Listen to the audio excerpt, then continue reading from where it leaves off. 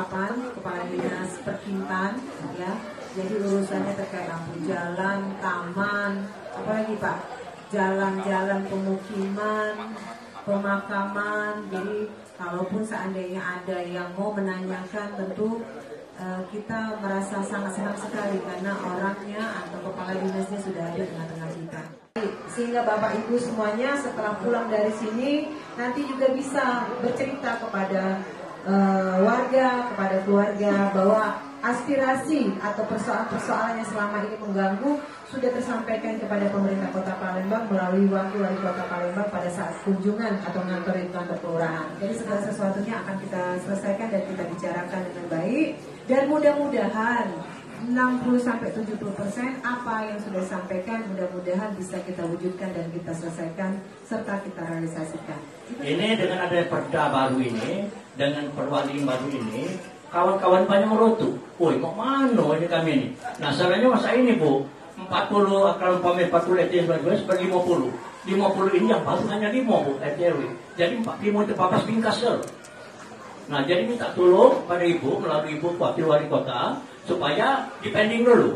Bagaimana ini kan kita nak pemilu, nak pilkada, dan sebagainya.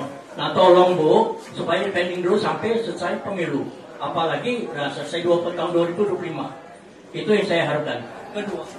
Nah, masalah tanah, ini kebetulan ada orang tanah nih.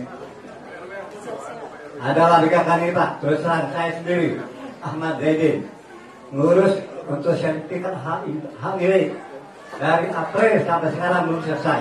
Itu saja. Terima kasih banyak. Di tahun 2019 lagi, bahwa pemerintah Kota Palembang ini sudah mendesain untuk renovasi kantor lurah. Sibuk pokoknya lurah ini. Si pembangunan kantor lurah ini belum terrealisasi. Padahal marketnya bagus nih. Dari kementerian ada Kemendagri, dan ini nanti masuk kepada aturan yang memang sudah berjalan bahwa untuk RT RW ini periodenya hanya bisa diberikan 2 kali atau 2 periode. Jadi yang 3 tahun pertama, 3 tahun kedua tidak bisa lagi masuk ke 3 tahun yang masuk periode ketiga.